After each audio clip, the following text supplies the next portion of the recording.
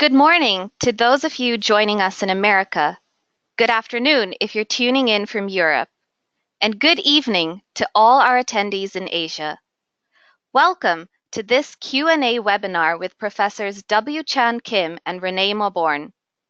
My name is Serena George, and I will be your moderator for today's session. Since the launch in September, Blue Ocean Shift has become a New York Times, #1 Wall Street Journal, USA Today, and Los Angeles Times bestseller, and an instant international bestseller. Most recently, it was the #1 bestseller in Korea within a week of its publication. All of you are a part of this overwhelming success, and we would like to thank all of you for your support. Professors Kim and Mauborgne are both professors of strategy at INSEAD and co-directors of INSEAD Blue Ocean Strategy Institute. They are the authors of the best-selling books Blue Ocean Shift and Blue Ocean Strategy. Professors Kim and Mauborgne are currently ranked in the top 5 management gurus in the world in the Thinkers 50 listing. Professors Kim and Mauborgne advise, consult, and speak to companies and governments worldwide and are fellows of the World Economic Forum. Professor Kim has served as a board member as well as an advisor for a number of multinational corporations in Europe, US, and the Asia-Pacific regions. He is an advisory member for the European Union and serves as an advisor to several countries. Professor Mauborgne has served on President Obama's Board of Advisors on historically Black colleges and universities for the president's 2 terms.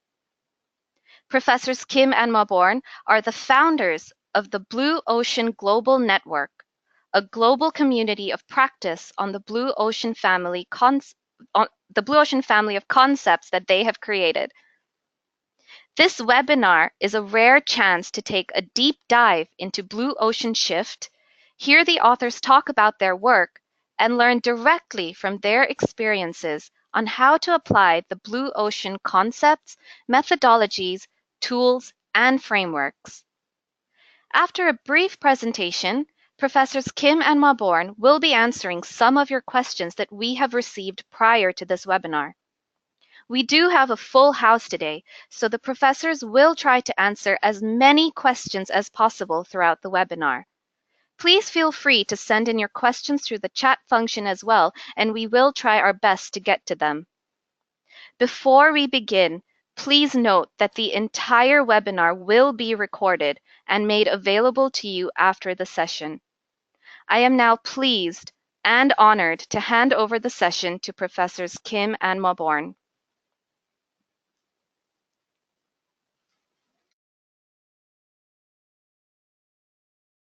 Okay. Greetings, everyone. Serena, thanks for that really nice introduction. Chan, it's always great to see you, Professor Kim, as well. I'm talking to everyone from New York. Professor Kim, you are in Asia right now. And we just want to start by saying one thing. Serena mentioned, and as you'll see here, we're New York Times bestseller. Serena, maybe we switch the slide.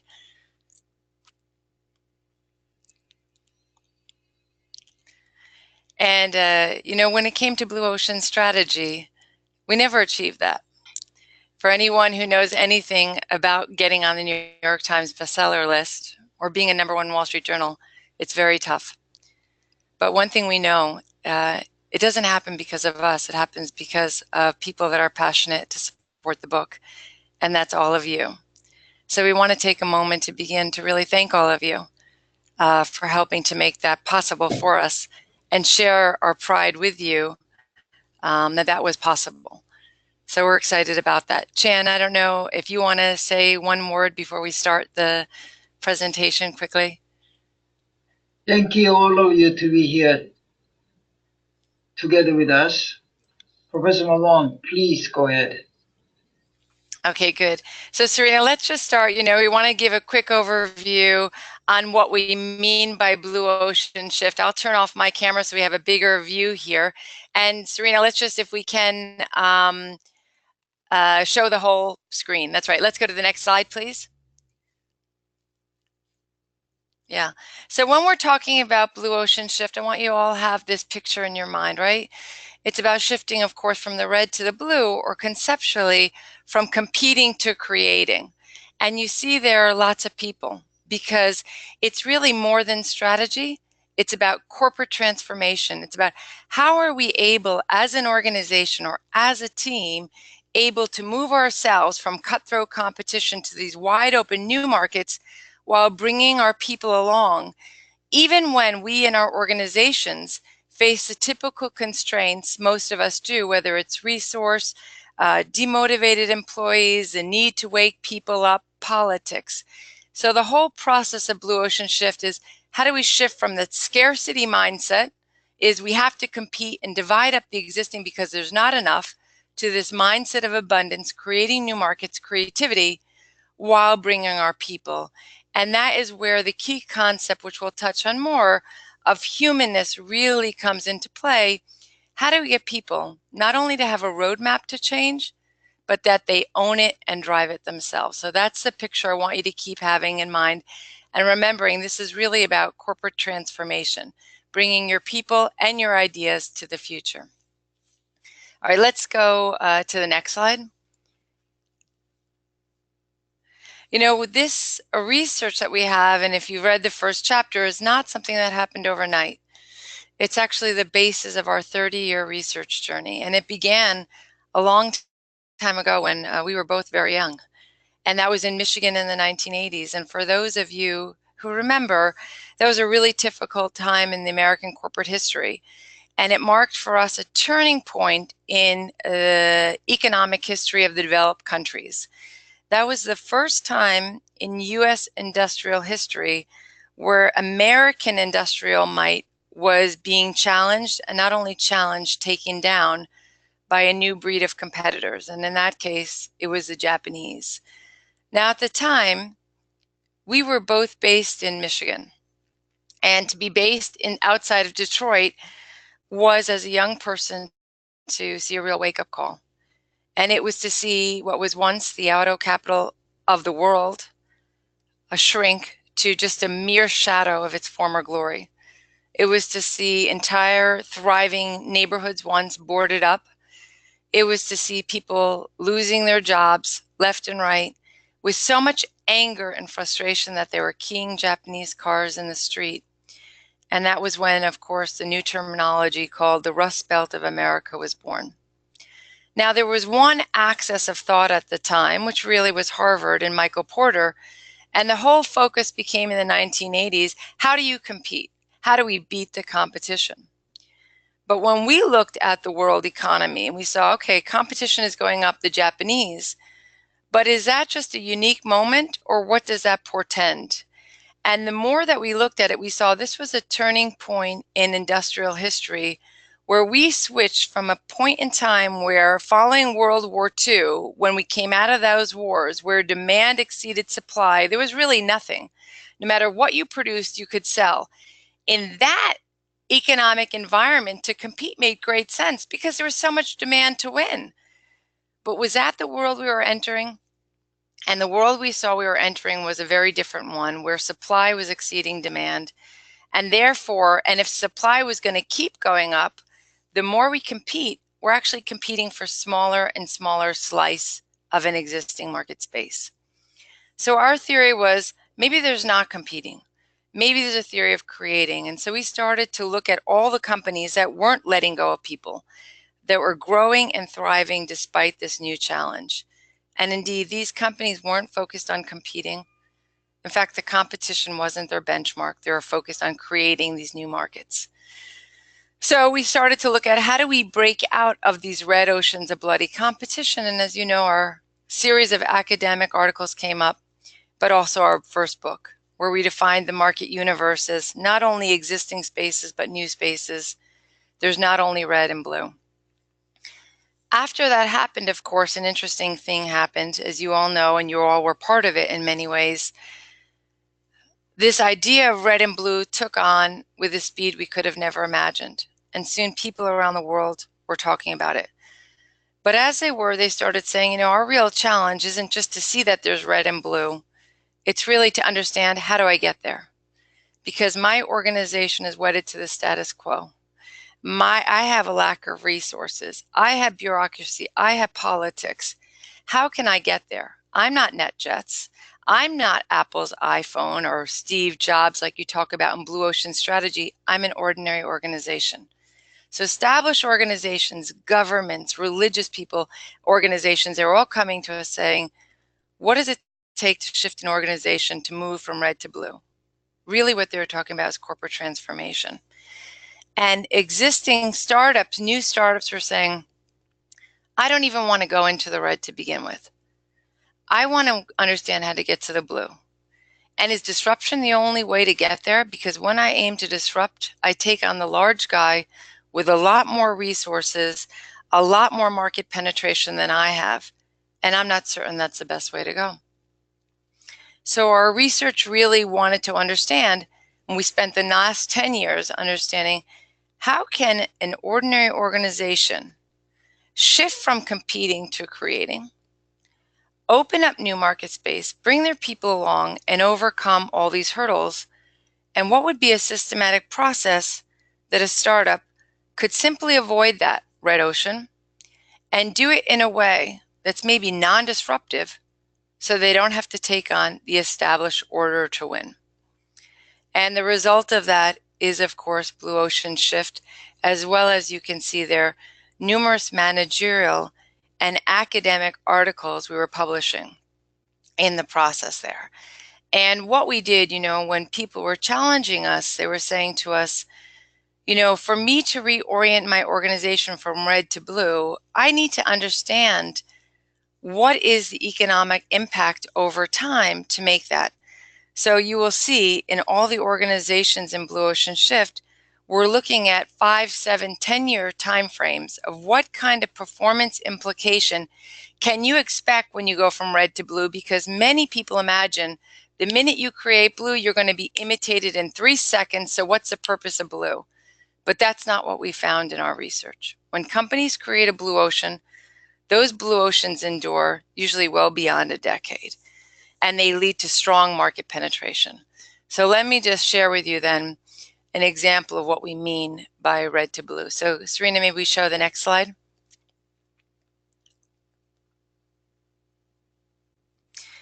So we look here, look at this picture here and tell me what you think you see. Some people, when we ask audiences, they're going to say to us, a yoga retreat, a resort. But actually, this is a result of a shift. This is a prison camp. This prison camp, called CRP, Community Rehabilitation Program Centers, is in Malaysia. And that new prison form resulted in a lot happier people, a lot happier prisons, recidivism rates dropping 90%, meaning repeat crime didn't go, prisons being built at 85% less costs and 58% less cost to manage on an annual basis, and billions in saving for the government. And best of all, rehabilitated people. Now, the challenge this government faced at the time was a challenge all governments face today, and they faced it in 2010, which is oversupply of prisons. Prisons were overcrowded. We see this in California and America today, in most countries. And the question is, how do we address rising crime then? Do we build new prisons? At the time, coming out of the financial crisis, Malaysian government had tight budgets, as all countries did. Tax revenues were drying up. And the question was, could we make a blue ocean shift?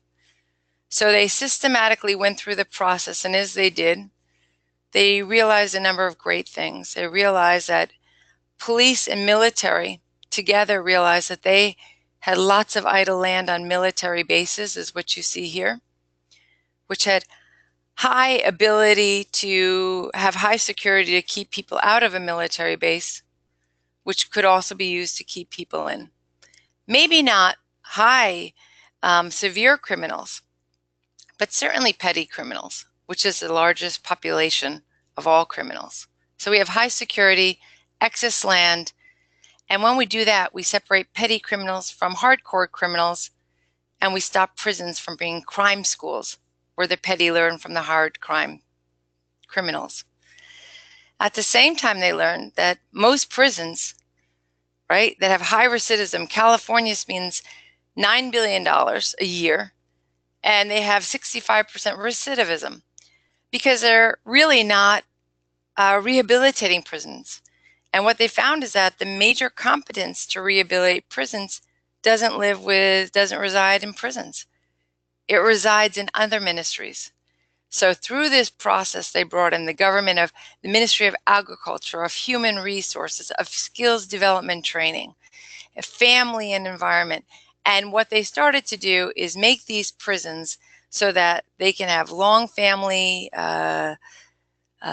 interaction with their families to remind them that they're loved. They can learn new work skills and earn money while they're in prisons. So when they get out, they actually have a viable means and they don't have to turn to crime because they have no economic means, right? And they learned that they could save money, so they had loans, they could start a business, and they can get jobs. So by doing all of this, they were able to make this shift, and in doing so, bring their people along.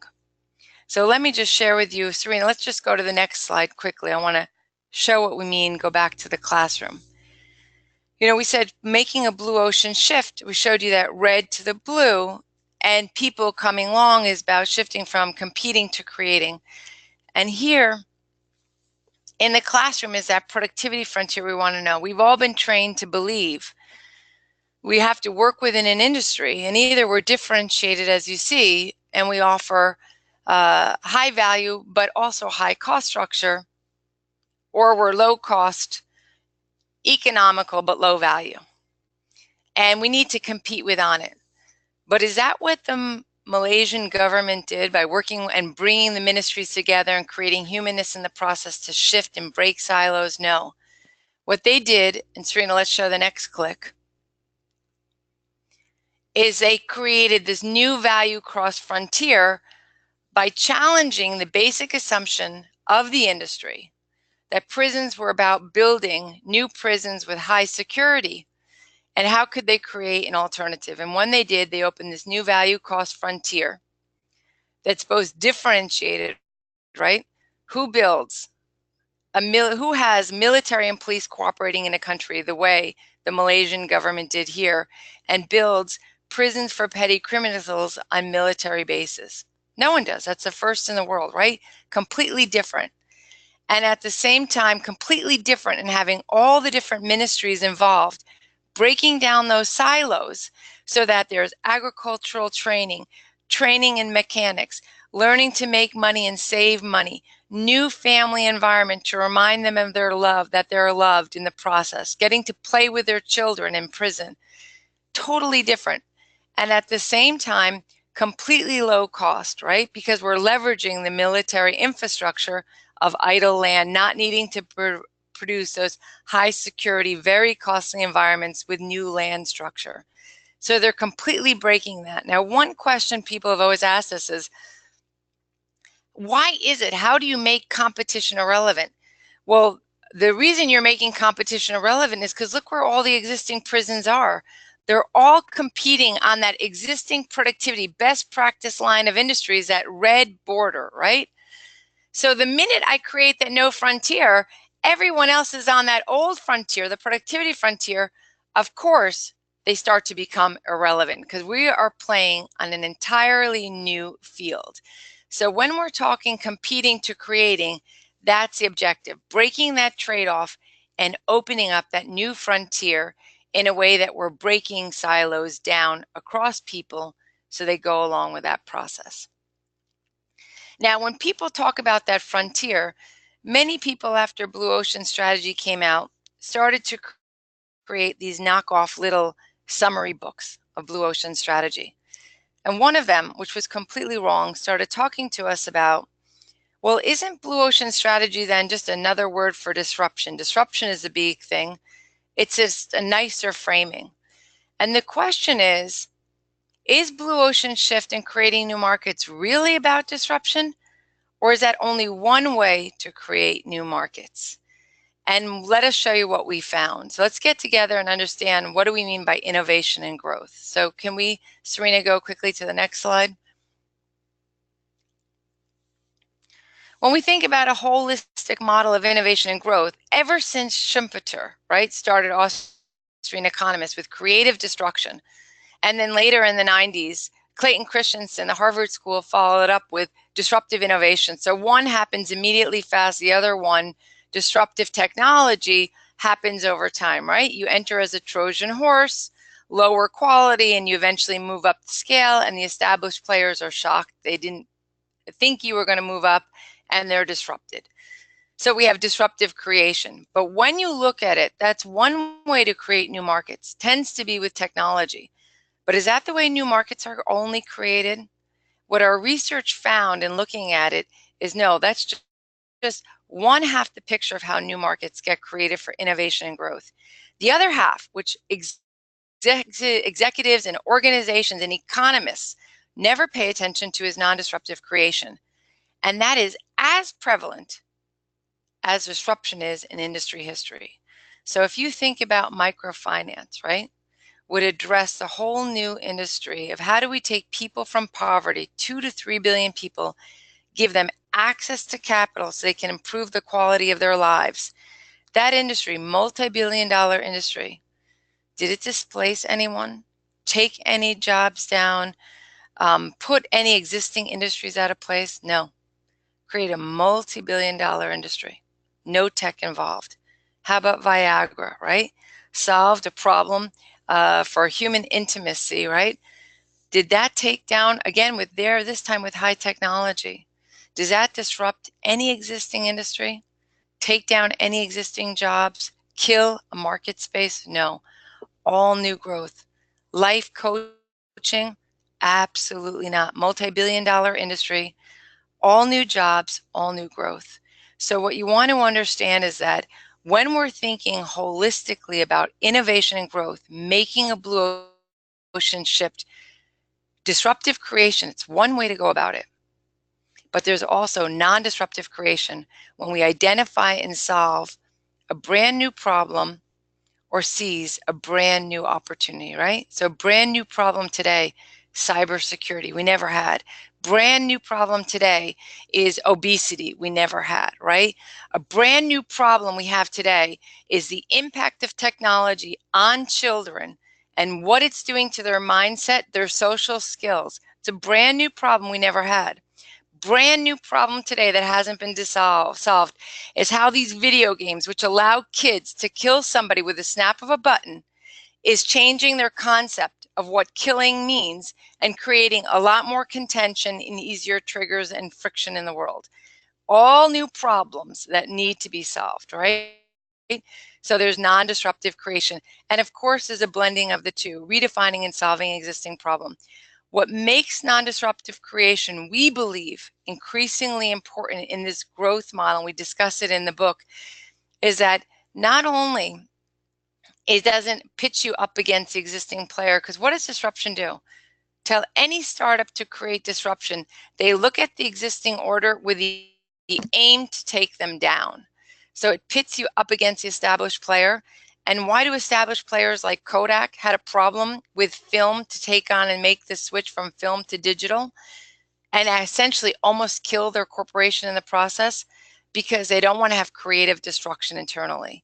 So non-disruptive creation politically, emotionally, is a much more acceptable way to start creating growth in the future. And of course, there's a median way, redefining and solving an existing problem. That could be Cirque du Soleil has some disruption, non-disruptive.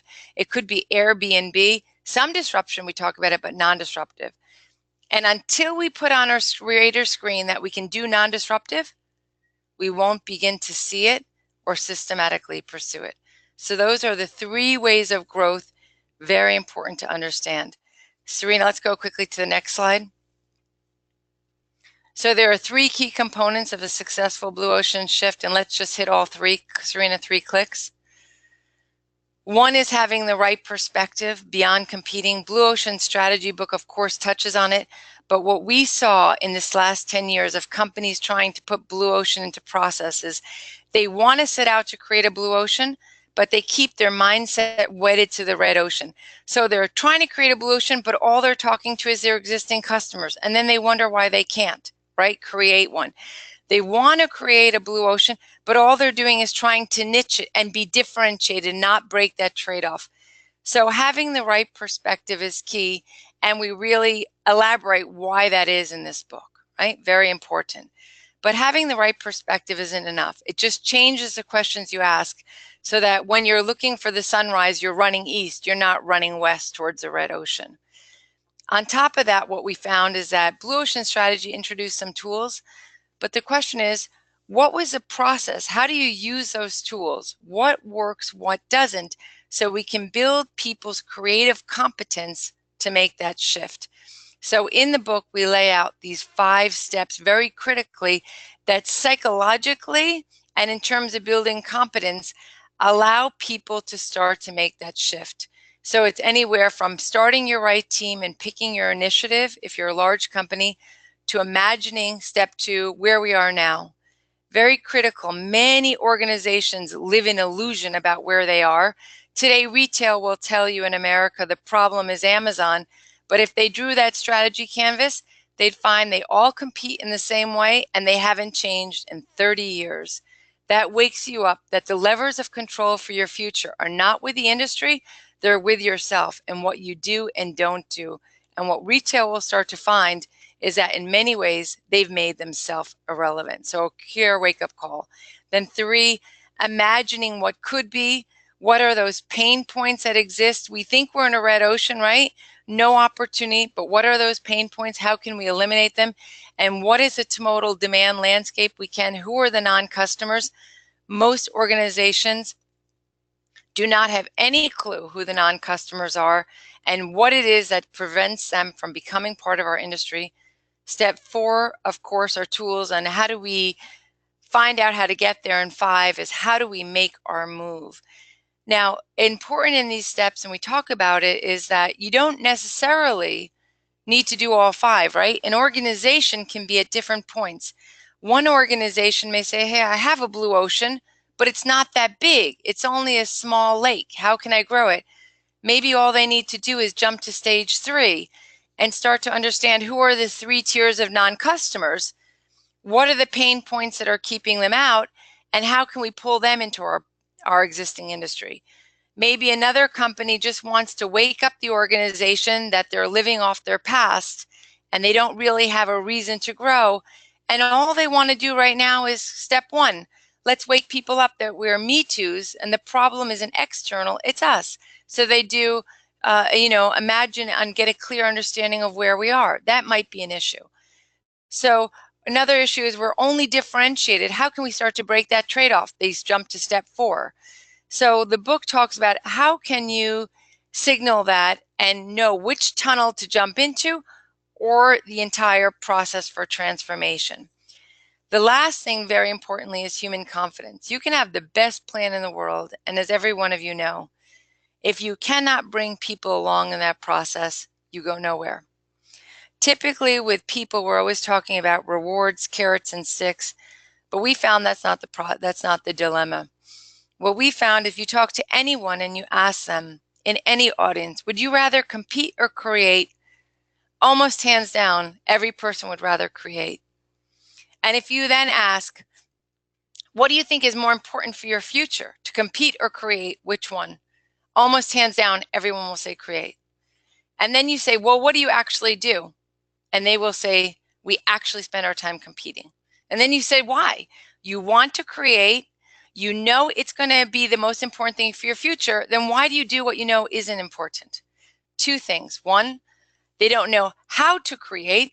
They have no systematic process, which is what creative competence does.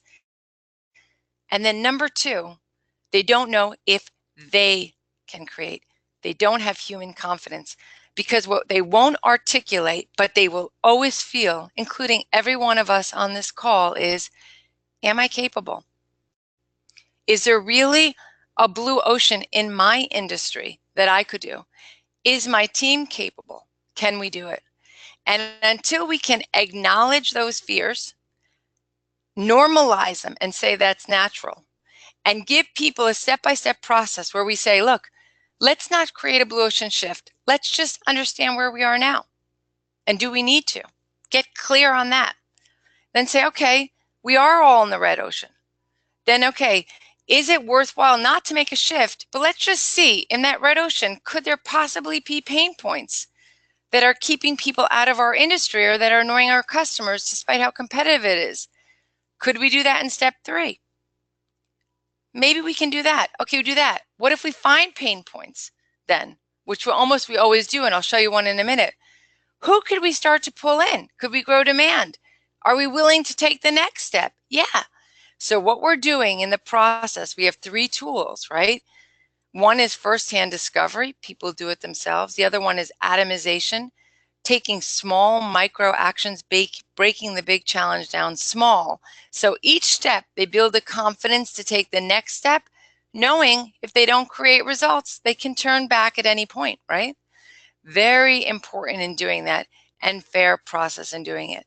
So just to give you one last tool, and then I want to open it for Q&A because we have so many good ones. Serena, we go to the next question, next slide. You know, this is a French fry maker. We talk about it. Very important. I want to say one thing. In Blue Ocean Strategy, we had a lot of companies that people would tell us were very flashy. You have NetJets in there, you have Apple in there, you have Cirque du Soleil, seem to be led by magical leaders that were natural born entrepreneurs. And a lot of them had clear ownership, right? NetJets has got Warren Buffett at the top. You've got Steve Jobs, you've got Guy Laliberté, right? Matt, with very different corporate cultures and owners. Pay very close attention. Blue Ocean Shift is not that at all. How much more bureaucratic can you get than a government, right? Like the CRP program.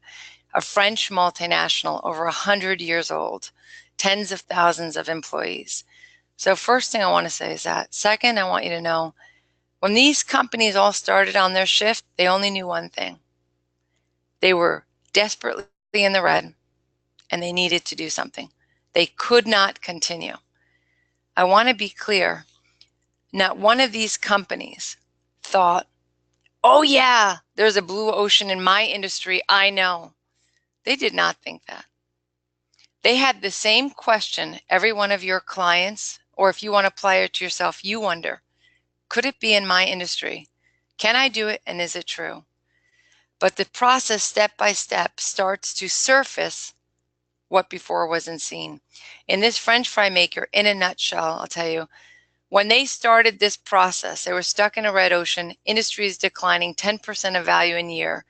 And everyone that entered that workshop, they knew they had to do something, but their excuses were, we have all low-cost imports from China. That's the problem.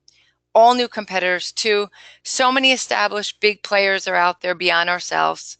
That's a second issue. And number 3, we sell to hypermarkets, which squeeze us to our knees and don't allow us to do anything but price competition, meaning the Carrefours and the Walmarts, the Costcos of the world. What can we do? They all saw the problem as external to themselves. They drew the strategy canvas, and when they did, they found out they all competed on the same factors. Only difference was that the low-cost imports were less money but compete on the factors. And then we asked the question, if you were to show that curve to your customers, would that give them a reason to buy from you or buy from low-cost imports? And the answer is from low-cost imports. So do we need to do something? Yes. But they thought it was so competitive. When they did this industry, they started to realize that the whole industry competed on one set of assumptions, and that is to make French fries requires frying in oil. So endemic to the industry, no one would ever question that. And then the question became, what if we could make a French fry maker with no frying in oil? And where does that come from? From looking at all, Serena, let's fill that map quickly. All the pain points when they went through the bioutility map. Requires lots of oil, cleanup is difficult, don't know how to throw the oil out, frying is dangerous, making fries makes homes smell, and it's fattening, unhealthy. That gave them the insight to redefine the problem from how can we make a fryer requiring frying in oil to a French fry maker, of course, with no frying and no oil, or 1 tablespoon. The result was ActiFry. Today, it's earned over $2 billion for that company in revenue in the last 10 years, still the market leader globally. These are some of the insights which gave them to go forward. So Chan, maybe you and I am just trying to go quickly here. I want to do Q&A. Can turn on our webcam for 1 minute.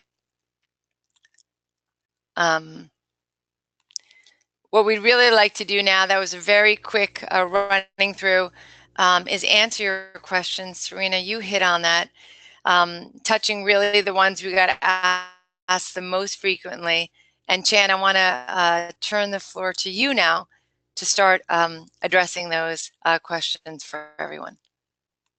Thank you, Professor, for the presentation. I would now like to begin the Q&A session with some questions that were sent to us before this webinar session. The first question we have is from Sharon. She asks, many people ask, does Blue Ocean Shift have broad application in work, in life, and even in internal company processes? Can you help us to understand this broad application of Blue Ocean Shift? All right. Actually, this is only, we have limited time. We have about 22 minutes left. So I try to answer briefly. And also this question, not only one person is presenting, but many, many people ask similar questions. What is general applicability of Blue Ocean Shift process in work, in life, internal company process? The steps we suggested in Blue Ocean Shift is not only for business, but also applicable in work, in life, and internal company process. For example, in work, for example, career. Your career is a stop. I want to create Blue Ocean Shift for myself. So first step is to say, either yourself or your very close people who share your life with, or even your parents who really are related. These are a good team to begin with, and talk about your career or your best friend as such. Then you can say, okay, what key factors for success, key success factors for your career, for example. Then you say, okay, these are competing factors for my career. You can map out yourself where you are. And obviously, next step will be who you admire most. Don't have to be in your career track. It can be sports person. It can be different industry person. You can collect those role models of yours that you look up to and give you imagination where you could be. So using these tools suggested by Blue Ocean Shift, then you can draw that. And you can put this together as is value curve versus to be in your career. You can see the gap between where you stand as me too versus what you look up to. Then you can map out what to eliminate, what to reduce, what to raise, what to create. So you can close the gap, take a strategic move. For example, this is how to apply Blue Ocean Shift the process and tools in work, for example. Same is in life. For example, relationship. You have a very crowded Me Too relationship, and you want to have something very special new. Same process apply. Internal company process. For example, you felt that your marketing department is organized wrongly. You want to have a new marketing department. You want to know what are the new way of organizing your marketing department, for example. Same process can apply from as is to be to see the gap. So what I'm trying to say here is Blue Ocean Shift is the process that can be applicable in work, in life, internal company processes, in changing the way they are. So these have generic applications. So that tools and processes suggested in the book can be used in broad terms. Next question. Thank you, Professor. Our next question comes from Sanjeev, who asks if you would speak on the new concept that you introduced in Blue Ocean Shift called non-disruptive creation. Can you elaborate what you mean by that and help him to understand why non-disruptive creation is critical for future innovation and growth, and how it differs from familiar notions of creative destruction or disruptive innovation? All right. Well, this is not only a question by Sandeep. I think there are many people ask questions. I want to have one clarification. These questions we are going through is actually at least 10 plus people ask these questions. So I'm extracting more common questions so that we can answer the question that many of you feel that need to be answered. So let me see the non-disruptive creation. Of course, non-disruptive creation is about creating the new without disrupting the old. These are somewhat counterintuitive. When we hear the theory of innovation and growth and its practice of it, we always relate that disruption. So when you look at internet or any book, disruption equal innovation, changing in orders. But what we have been surprisingly found in history of industries for 100 years, and there are a lot of creations without disrupting anything. As Professor Mauborgne explained, for example, there are 2 to 3 billion poor people who has no access to capital. And then microfinancing industry was born without disrupting existing industry of banking. But they created huge wealth of the profit and growth, for example. So these are non-disruptive creation action. What we found, industry after industry, real source of the wealth, growth and profit come from creating activities of the new without disrupting old. Obviously, these are somewhat counterintuitive because we thought from ever since of a Schumpeterian innovation, theory of creative destruction, we always thought innovation growth come from destroying something, existing things, by creating new.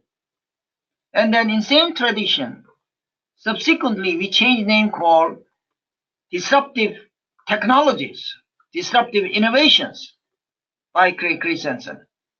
So question always has been, isn't that blue ocean is different name of disruptive technology or disruptive innovation? Or isn't it different name of Schumpeterian creative destruction? What we found, entire universe of non-disruptive creation for growth and innovation was entirely missing dimension. So putting together a whole growth picture, non-disruptive creation is as equally as more important, or even more important than disruptive innovation or creative destruction. This is the theory of blue ocean that we found very important, especially in the future growth and innovation theory. Next question. Several people have asked, why does humanness matter to growth and innovation? Humanness is a strange notion, as it's never talked about in the context of growth, innovation, and strategy. Can you expound on humanness and why it is central to Blue Ocean Shift? Thank you for that question, because there are many people ask this question. Because when we talk about humanness in the literature of economics or growth and innovation, it's very strange notion. Why is that so strange? Why it is so new to the growth and innovation theory is that when economists, theory of growth and innovation normally developed by economists or pseudo-economists. So what is assumption in economics? Human beings are rational. They call assumption of rationality, meaning people are self-interested. They act based on rationality, reasoning, so to speak. Therefore, human beings are in a black box. It's all same. Either you or me, anybody in the answer, we live the same people. They're acting rationally. In reality, is that true? All human beings are emotional. They are different. They are insecure. They feel incompetent sometimes. They have many anxieties, especially when you are told to take an action on the new frontier. So we found that what we found is that in many practice, many companies have huge, great ideas, not lack of new ideas, very good creative ideas, but their performance is not high. We asked the question, why these companies so innovative, so many ideas available? If the great ideas should have a great performance, but they are not, because people working in the organization enjoy having a lot of ideas, but they have no human competence to act. As long as you cannot act on the new idea, there's no result is produced. So basically what we found is that not only you should have creative confidence, but also you should have human competence to act on those ideas. So humanness we found very important essential element in growth and innovation, which the existing literature has ignored for a long time. So what we found is that methodology of creating new things should be going in side by side with human confidence. So this relationship theory is integrating between not only creative competence and also humanness into it. That is, humanness is important in the relationship. Next question, please. Thank you, Professor, for explaining the importance of humanness. Our next question is from a few people who have asked, what are some of your research findings in Blue Ocean Shift that surprised you and would be valuable to business leaders? Please speak to this. All right. After having studied the more than decade on Blue Ocean Shift, after publications of Blue Ocean Strategy, is that when we talk about high-performing companies, they are talking extraordinary leaders like Steve Jobs, extraordinarily very creative people, or efficient learning process from failures. That's organizational theory. All these things were there. But there's very little literature on how the ordinary people collectively doing extraordinary things. But when we look at the company, of course, we have Google, we have Apple, Amazon, Jeff Bezos, Steve Jobs, but there are many companies who has ordinary people creating extraordinary performance. So we don't know how to explain. So when you look at them, there is some process whereby all these ordinary people produce extraordinary things. In theory of entrepreneurship, we admire their traits, we admire their skills, but collectively speaking, how do we produce this extraordinary performance out of ordinary people?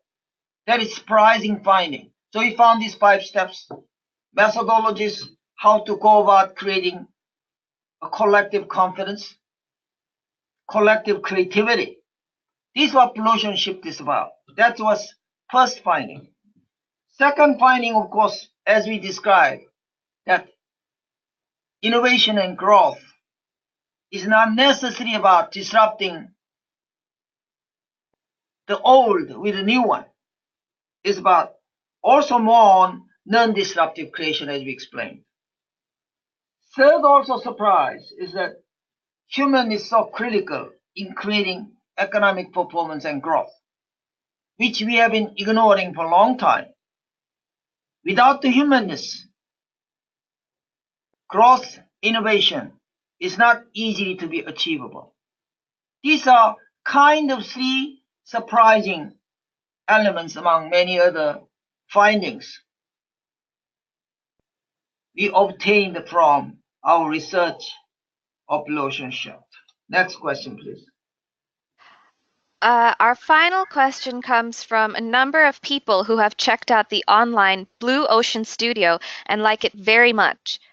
They would like to know what are the creative ways of using the studio in practice, or how they can partner with you to create business together using the studio.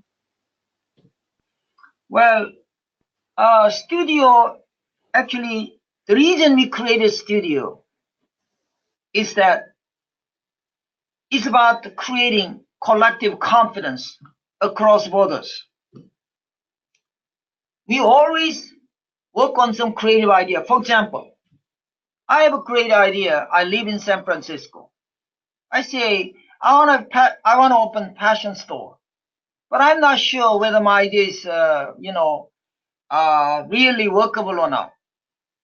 But I know that there is a huge successful fashion store opened in London or Italy.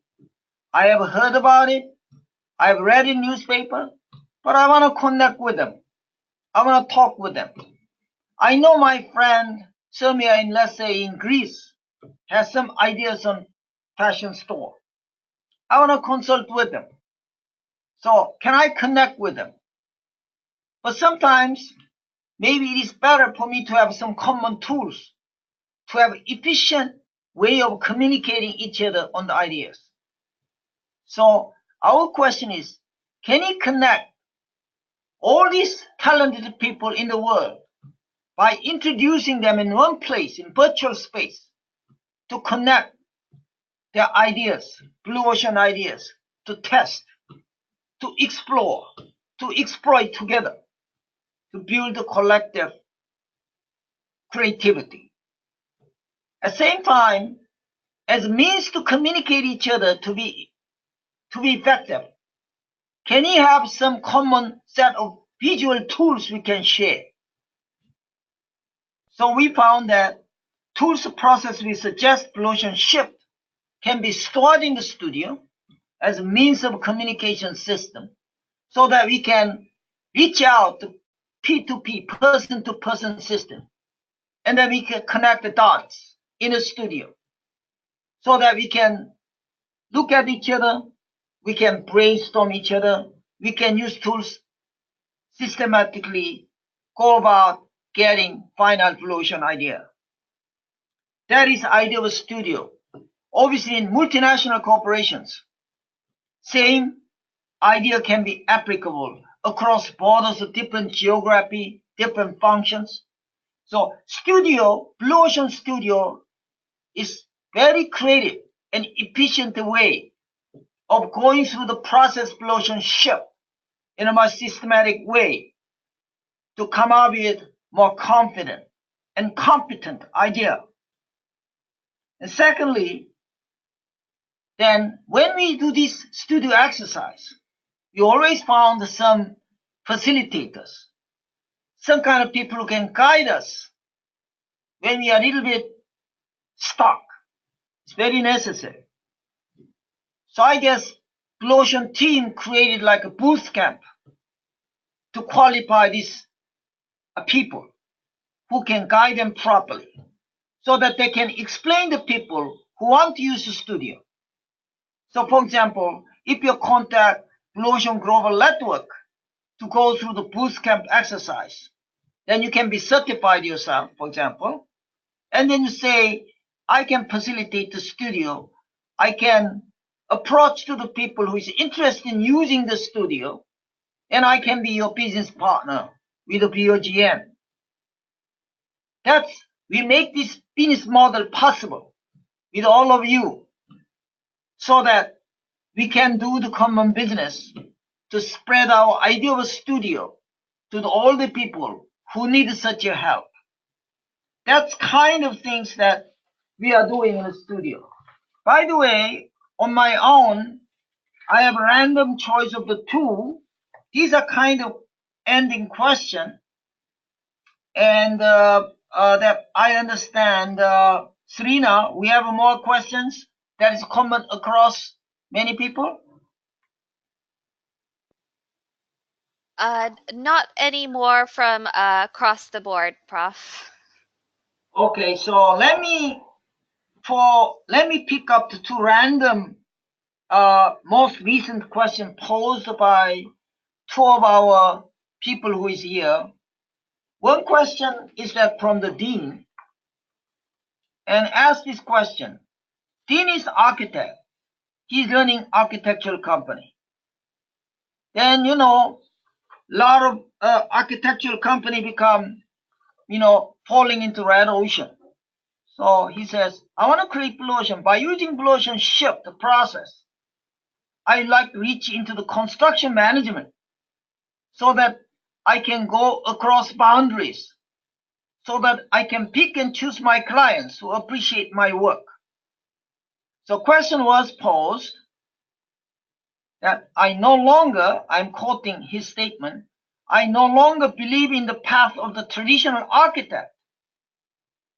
Now, I want to create blue ocean on my own by expanding my boundary business into construction management so that I can be client and control design fees and will receive a future rental income. So he said, question, how would you evaluate the merits of specialization? Why they said that many people say, when it becomes red ocean, you need to be a niche player. You specialize a certain type of building, don't go broader target. But he want to go blue ocean ship. See, he said, how about blue ocean path that I am transiting towards, meaning going to the construction management? Am I spreading my company too thin? Question. So our answer to the question will be, while we should look into your more details of your industry to offer our qualified answer in, however, our killer instinct by reading this question is I think you are heading towards the right direction. Risk or by staying in status quo, many people feel in a comfort zone, but that is actually perceived safety, but risk is always higher than going the direction you are heading to. And second question, our Blue Ocean swimmer, gold medalist of the MENA, asked the question. She was in B2B business. By using utility map, which customer tiers we need to analyze? Direct first layer of customers they are dealing with, or should we end customers?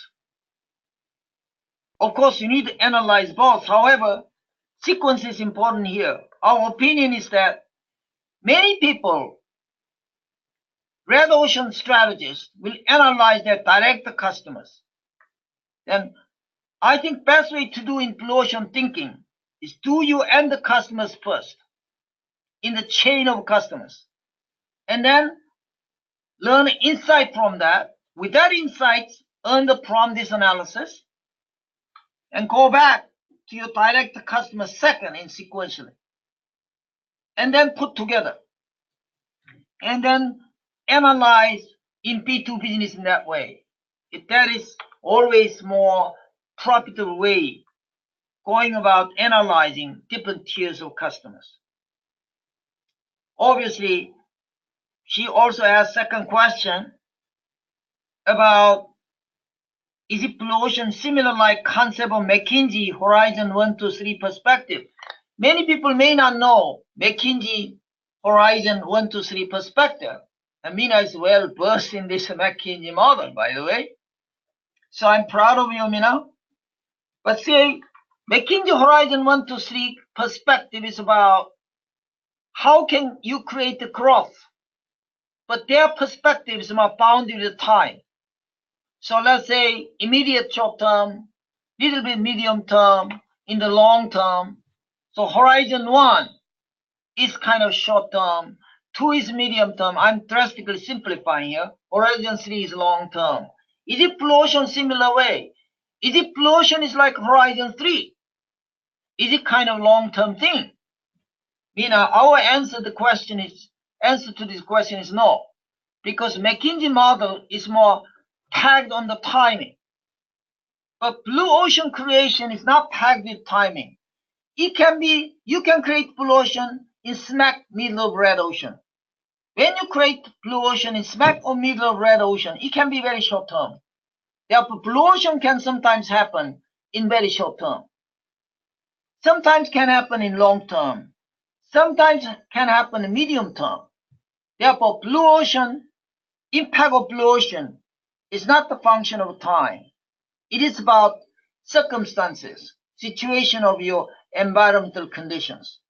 So the logic of blue ocean first tier, second tier, third tier, or PMS map is somewhat distinct from McKinsey model of time-packed growth model of Horizon 1, 2, 3.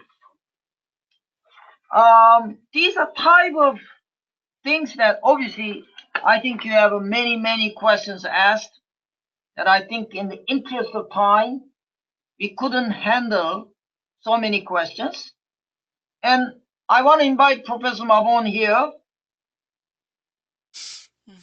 Professor Mauborgne, can you appear in the camera to have wrap up your final words? Because time is already 1 hour, 5 minutes past. Can you give final comments for us so that we can wrap up nicely? We look forward. I would just say that I want to just start by thanking everyone one more time for being part of this.